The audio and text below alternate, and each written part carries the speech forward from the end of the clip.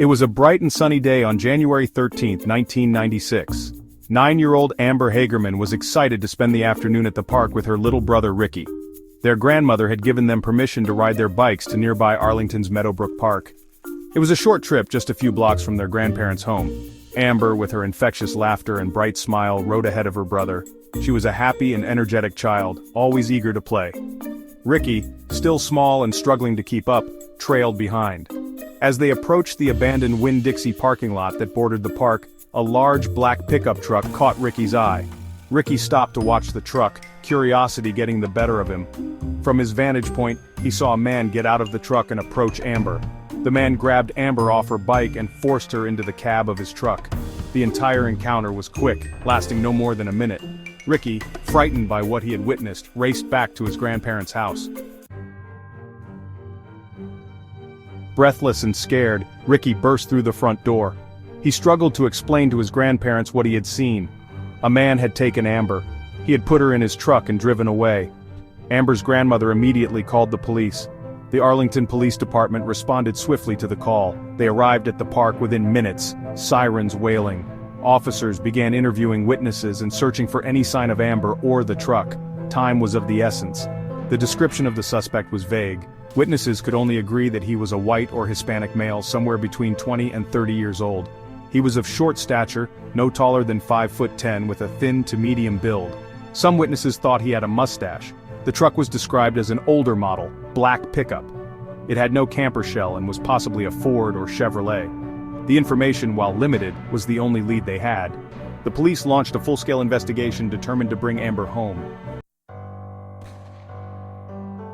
News of Amber's abduction spread quickly through the community. Volunteers joined the police in their search, combing through fields, wooded areas, and nearby neighborhoods.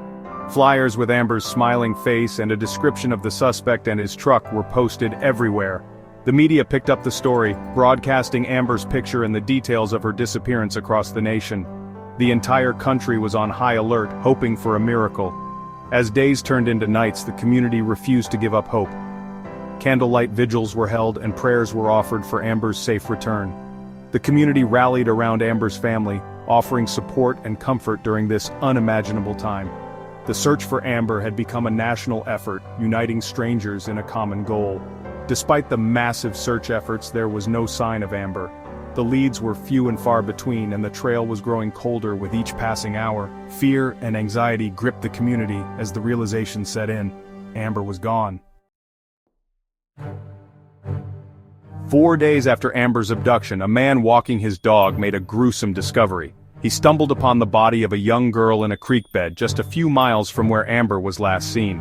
The police were immediately called to the scene. The body was positively identified as Amber Hagerman. Her beautiful blonde hair, once a symbol of youthful innocence, was matted with blood. The community was devastated. The small glimmer of hope that had remained was extinguished. Amber's death was ruled a homicide. She had been murdered, her life tragically cut short. The news of her death sent shockwaves through the nation. Parents held their children a little tighter, and the world seemed a little darker.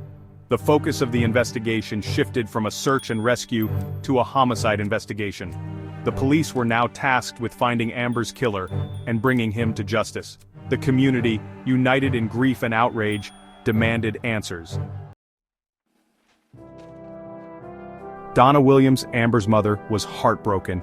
The pain of losing her daughter was unbearable. She had held on to hope for 4 agonizing days only to have it ripped away in an instant. The grief was overwhelming. Throughout the ordeal, Donna remained strong for her son Ricky, who was traumatized by what he had witnessed. She knew she had to be there for him to help him through this unimaginable tragedy, but inside, she was falling apart. Donna channeled her grief into action. She became an advocate for child safety, determined to prevent another family from experiencing the same pain. She wanted to make a difference, to ensure that Amber's death was not in vain. Donna worked tirelessly with lawmakers and law enforcement to create a system that would help find missing children quickly and safely. She knew that time was critical in abduction cases, and that a rapid response could mean the difference between life and death.